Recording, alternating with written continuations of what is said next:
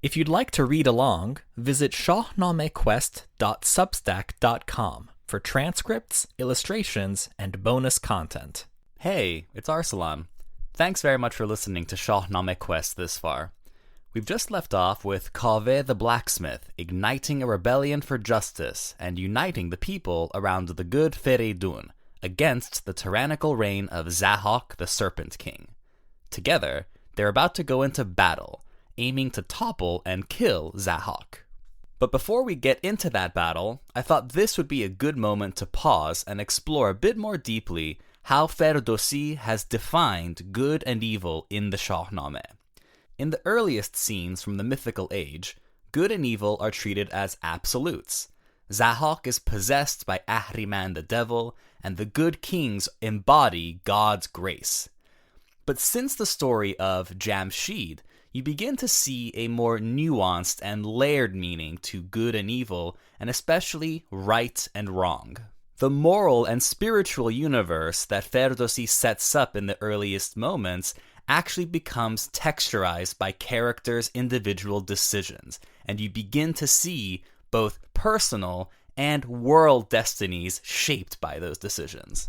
Jamshid's hubris and decision to forsake God imperils the whole world and the people to live 1,000 years under Zahok's tyranny.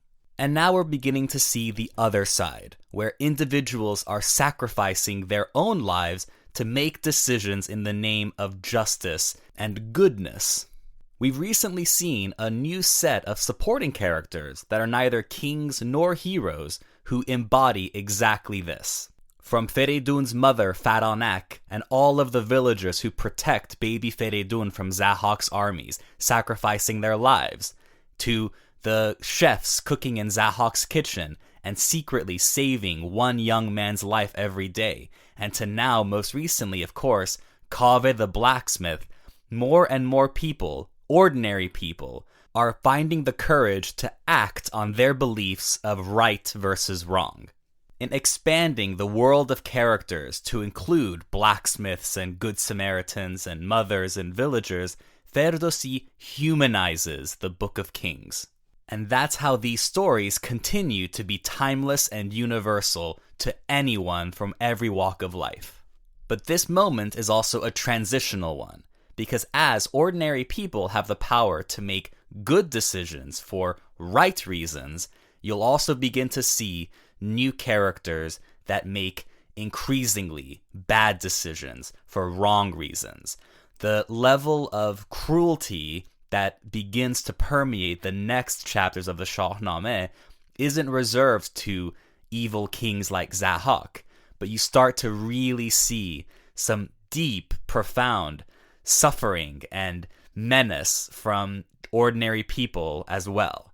And so the whole thing begins to layer itself in human drama.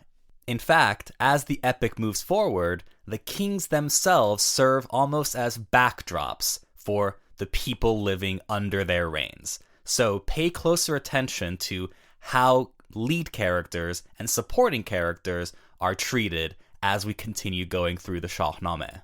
And here's another reminder that the Shahnameh is not a book of fairy tales where when one story ends, a whole new one begins. We are still in the same continuum of stories, where even from Qumars, Hushang, Tahmures, Jamshid, Zahok, all of the kings we've talked about since then, their impact and their force continues to inform events from here on. So with that theme now explored more deeply, let's dive back into the Shahnameh and see how Feridun, leader of this new good army, plans to battle Zahok to try and topple and kill the Serpent King and restore good to the land against all odds. If you enjoyed this episode, feel free to share it or leave a review. Thanks for listening, and stay tuned for more Shahnameh Quest.